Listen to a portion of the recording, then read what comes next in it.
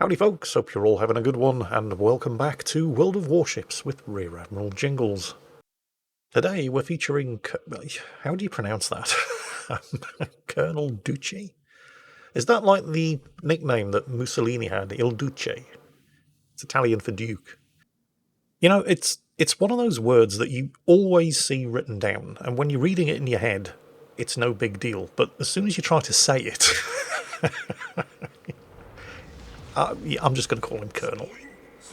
Anyway, Colonel is in the Japanese Tier 8. Well, is it a heavy cruiser? Is it a light cruiser? The Mogami. Technically, it's both. It's actually quite an interesting ship. She was the lead ship of a class of 4 heavy cruisers, which were fitted with light cruiser armament thanks to the Washington Naval Treaty. They were always meant to be heavy cruisers, but when they were built, they were armed with 155mm guns.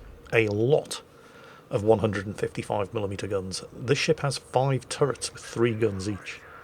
That's a lot of guns. In 1937, when Japan basically decided screw the Washington Naval Treaty, the ships were upgunned with 8-inch guns. And here in World of Warships, you can have both. You can play it as a light cruiser, or you can swap out 8-inch guns and play it as a heavy cruiser. I think most people prefer the light cruiser armament with 15 155mm guns. Kitted out in that fashion, she is an extremely good high explosive spammer, with decent shell velocity for high explosive shells as well, which makes her particularly good at killing destroyers. If you swap out the 203s, the 8-inch shells have good firing arcs and better turret rotation speed. That is one of the downsides of sticking to the 155 mils. The ship will outturn the turrets. The ship itself has very good handling, decent speed, and good concealment.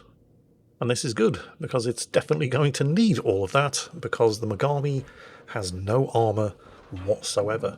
And I don't mean no armour in a good way, like the Smolensk, where it gets hit by 16-inch armour-piercing shells and they just go right in one side and right out the other without hitting anything meaningful on the way through.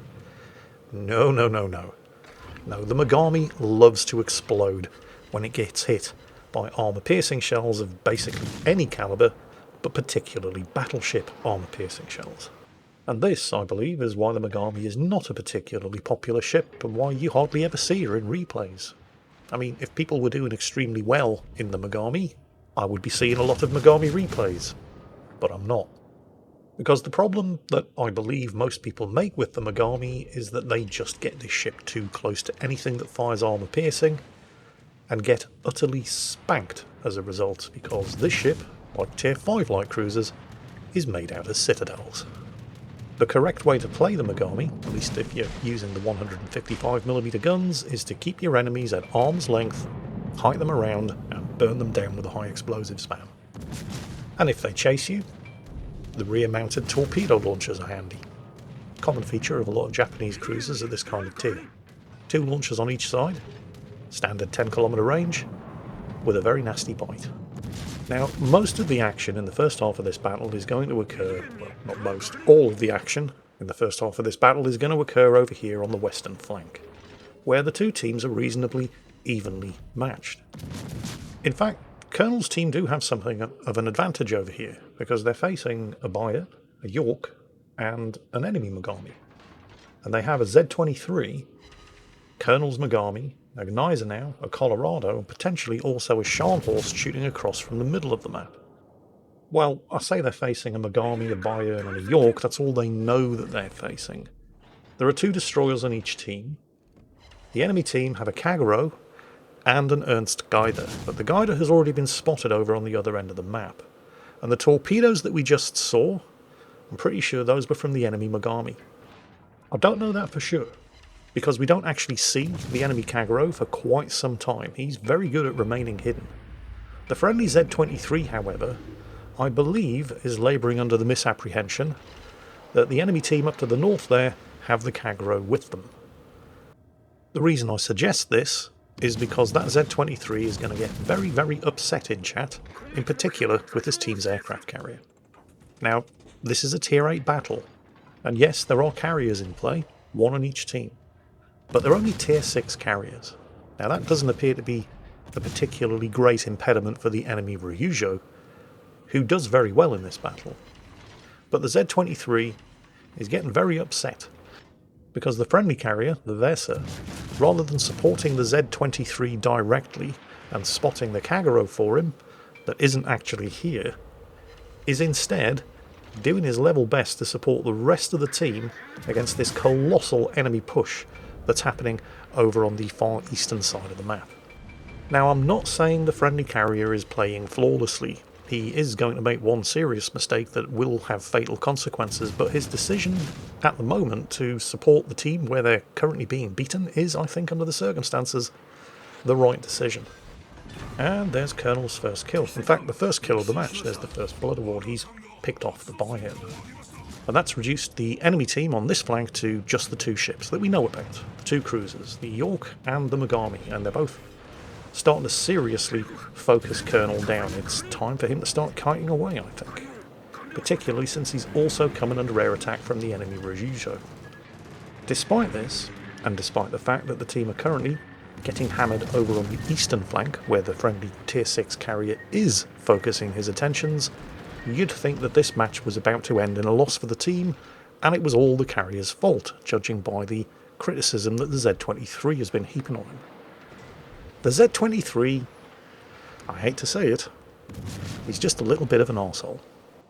I'm not saying he's a bad player. He does, in fact, turn out to be one of the most valuable members of the team. I'm just saying he doesn't have a particularly firm grasp on the reality of the situation. He's complaining that the carrier isn't helping him, and he's absolutely correct, the carrier is not helping him, but why would a Z-23 need help against a pair of enemy cruisers and a battleship? Perhaps he's complaining that he's getting spotted from the air by the enemy Ryujo and he would like some fighter cover, and well, yeah, sure, I guess that is a valid complaint.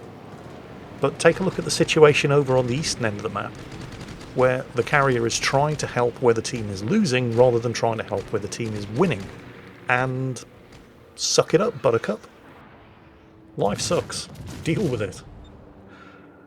Like I said, this guy is not a bad player, as we'll see as this battle develops. But for the moment, the team don't need any help over here. They haven't needed any help over here right from the start of the match, where they outnumbered the enemy ships, and they are currently beating the enemy ships. Over on the eastern end, however, not so much, and that's where the carrier's focusing his attention, so what can I say? Cry me a river and just get on with it. And to his credit, despite his initial complaints, that is pretty much exactly what the Z-23 does, and it's going to be just as well. Meanwhile, that enemy York really needs to die, so these guys can shift their attentions to where the team is currently getting its arse handed to it on a silver platter. And the Z-23 gets the kill. See, didn't need any help from the carrier at all, did you? Colonel, because he's in a Megami, even though he was kiting, and dodging return fire as best as he could, has taken a lot of damage from that exchange, however. He's currently sitting on 68, nearly 69,000 damage, with one kill and the first blood award. Meanwhile, the team continue to hemorrhage ships over on the far eastern flank. And if you take a look at the minimap, you'll see that serious error of judgment on behalf of the friendly carrier that I was talking about. He's left it way too late to get out of there. He's only just disengaged himself from the side of the island that he was hiding behind and is now steaming west as fast as he can go, which isn't particularly fast, particularly if you're being chased by a gator. The gator's not actually going to be able to torpedo him, because launching torpedoes against a ship that's sailing away from you means that you lose most of your effective range. But what they are all doing, it's not just the gator obviously, the rest of the enemy team is steaming around that southeast corner as well. What they are doing is herding him towards the Kagero, which is lurking in wait and has not yet been spotted. The friendly Normandy, on very, very low health, completely isolated from the rest of the team, well, he's basically just carrier bait. That leaves just 4 of them against 7. Although effectively they are about to lose the carrier, which is going to leave 3 of them against 7. You can see the Gator's torpedoes just have no chance of catching that carrier as he steams away at full speed. The Gator continues to launch fruitless torpedoes against a carrier steaming away from him at full speed that had no chance of catching him up. Possibly frustrated that his torpedoes are just not capable of catching his target, he reveals his position by opening up with his guns, which is a very, very ballsy move considering he only has 730 health left, and he's probably actually in shooting range of the Gneisenau. Then again, it's a Gneisenau. It would struggle to hit the broadside of a bomb from the inside, so maybe there's a method to the Gator's madness, except now he's in range of Colonel's 155mm guns. And he's dropping his smokescreen, but he's still steaming along at full speed, which means that the smokescreen is 100% useless, and those torpedoes you can see crossing the screen from left to right are the Kagaro's torpedoes that missed the Weser. The others hit and sank it, and the Kagero managed to do it, not that difficult in a Kagero, without being spotted. The Gator, however, does not seem to be regretting his decision to continue to reveal his location on less than 1,000 health by firing his guns. I suspect he was probably thinking to himself, well, we outnumber them by more than 2 to 1, even if I die here, we'll outnumber them by 2 to 1. What's the worst that can happen? And simply wanted to farm a bit more damage and pad his score at the end of the game. It's not an unreasonable suggestion, although I can't help but feel that he might have been able to pad his stats a little bit more if he'd instead gone dark. He'd taken advantage of the smokescreen that he just deployed and maybe torpedoed the on-rushing Gneisenau, but hey, we've all been there. We've all made snap judgments. They weren't always the right one. Oh, hang on a second. Speaking of snap judgments, Colonel, why did you just launch torpedoes with a 10-kilometre range against a battleship 15 kilometres away? I mean, it's true he might turn in towards them, but that's being a bit optimistic, isn't it? Well, he didn't launch them at the Caracciolo. He launched them at the Kagero, because he knew that's where the Kagero was, because that's where the torpedoes came from that sank the Weser. And the Z-23 knew that that's where the Kagero was as well, because he's turned around and popped his hydro, and he's the one who spotted him. And between him and Colonel here, that Kagero is about to have a very, very bad day.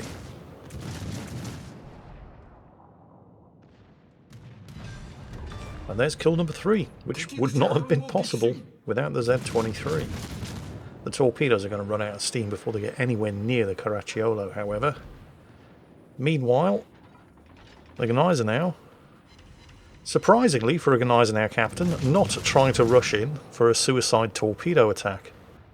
I mean, obviously if he gets the chance to use the torpedoes he's going to, but his problem right now is that he's going to have to turn around because he's running into a crossfire between the Trento and the 2 Dukes of York. So, oh, Kagero torpedoes back there, but I'm pretty sure Colonel doesn't have to worry about them. They're not going to have the range to catch him this far south. The Gneisenau may actually be able to execute a successful turn here, even though it means he's going to have to give broadside to all kinds of battleships, and he has managed to get his torpedoes away. And the reason he's probably going to be able to get away with this is because the Duke of York is a notorious high explosive spammer. Although he does appear to have reloaded armour piercing there, just, you know, too late. Did not catch the Gneisenau in the turn. Colonel gets his torpedoes away as he breaks off, although to be honest I'm pretty sure that that Duke of York is going to die to gunfire long before the torpedoes get there. The Gneisenau is taking a lot of damage though because, well, you know, he's got multiple ships shooting at him. Meanwhile Colonel switches his fire to the Trento as the Z-23 cleans up the kill on the first Duke of York. And that's when we see some very nasty looking armour piercing coming from the other side of that island. The second Duke of York did catch him broadside on, but his aim was bad. That was kind of lucky. It's very unusual to see HMS Duke of York firing anything other than high explosive, but occasionally you do get the Duke of York captain who's capable of thinking and breathing at the same time. And that was one of them. Fortunately, he missed. They're still outnumbered, of course, and the enemy team do still have a carrier, but both the Gneisenau, who has got a heel underway, and the Z-23 have managed to get torpedoes away. And the Trento in particular looks like he's having second thoughts about this. Colonel in the full turn there, having to slow the turn in order to let his gun turrets catch up. Hopefully that is not going to bite him in the arse, as he gets his torpedoes away against the Duke of York, and he has managed to get the turn complete. Took a little bit of semi-armour piercing damage from the Trento, but nothing from the Duke of York because the Duke of York is still engaging the Gneisenau, and with the rear turrets and at least one of the front turrets working, this should be a kill. It is a kill on the Trento, and now it's 3 versus 3, but it's probably going to be 3 versus 2 very soon because that Gneisenau is not looking very good. Then again, neither's the Duke of York. It's continuing to focus the guys now, which means that Colonel can get all of his guns, all 15 of them, shooting at that guy. And there go the torpedoes. The Gneiser now has gone down. But the Duke of York just fired, and he did not get to reload. And there's the Kraken Unleashed and the high caliber with 158,000 damage done. Colonel's immediate problem right now is that he's facing a Caracciolo, which is a battleship armed with 15-inch guns. Some Tier 8, 9 or 10 cruisers have 27mm of bow plating, which means their bow and stern armour plating cannot be overmatched by 15-inch armour-piercing shells. The Mogami is not one of them. Yeah. 15-inch guns can overmatch the Mogami's 25mm of bow plating, which means he needs to kill this guy fast before he fires again, or he's very probably going to be dead. Doesn't help that he's also under air attack. And the Mogami's AA is not good. There is no way. I guess he's thinking, I'm going to die here, I may as well get the torpedoes away, you never know. He's attempting to angle and hopefully take these shots on the belt. And it kind of worked. Get those guns working, sunshine. They're what's going to save you. You've got the DPM, he is on fire, and there's another fire, you've got him. And there's kill number 6. Right. So, 2 against 1 now. And they are very, very narrowly ahead by 6 points, with under 4 minutes remaining. Under normal circumstances, if you had as little health remaining as Colonel, you'd simply run to the edge of the map, hide and wait it out, and not risk dying and giving points to the enemy team. But that's an aircraft carrier. You cannot hide from an aircraft carrier. They can hit you wherever and whenever they want. Admittedly, it is only a Tier 6 aircraft carrier, and this is a Tier 8 cruiser, but it's a Tier 8 cruiser with bad AA, and that Tier 6 carrier knows what he's doing, because he's already got 2 kills. This could very, very easily end in a bit of a disaster, because it's not difficult for a carrier to do 2,700 damage. Dive bombers would do the trick, even his relatively weak airdropped torpedoes would do the trick. Probably only one of them would be all it would take. And that's where the Z-23 steps up to the plate. Because it may look as if the Z-23 is trying to win harder, and chasing after a kill, and being greedy, but that is not actually the case. What the Z-23 is doing, I mean, he is doing that, but what he is also doing is making himself a threat that the carrier cannot ignore, which means the carrier has to attack him, which is risky, because the carrier might be able to sink him, but it's going to be a lot harder for the carrier to hit and sink a Z-23 than it is a Mogami with 2,700 health remaining. So the Z-23's actions are what is enabling Colonel Duce here to stay alive, not die, and give the enemy team a win on points. So while that Z-23 may have been a bit of an arsehole, well, okay, there's no may about it, he absolutely was being a bit of an arsehole, but he's been a great teammate, and if not for him, that carrier would absolutely have sunk Colonel Duce here, flipped the score, and won the game. But the Z-23, even though he was a bit of an arsehole, absolutely knew what it was that he needed to do in order to protect his teammate and save the game. And just as importantly, and just as rarely, Colonel Duce here knew exactly what it was that he had to do in order to not throw the game. And that did not involve going chasing after his 7th kill on the enemy carrier. He left that to the Z-23, the Z-23 kept him covered, and the Z-23 was even able to secure the last kill. Which fortunately means, just once, because every now and then it does happen, Colonel's 175,000 damage, 6 kills, nearly 3,000 base experience, AA Defense Expert, Confederate, Kraken, First Blood and High Caliber were not a complete waste of his and everybody else's time. That's it for today, folks. Hope you enjoyed it, and as always, take care, stay safe, and I'll catch you next time.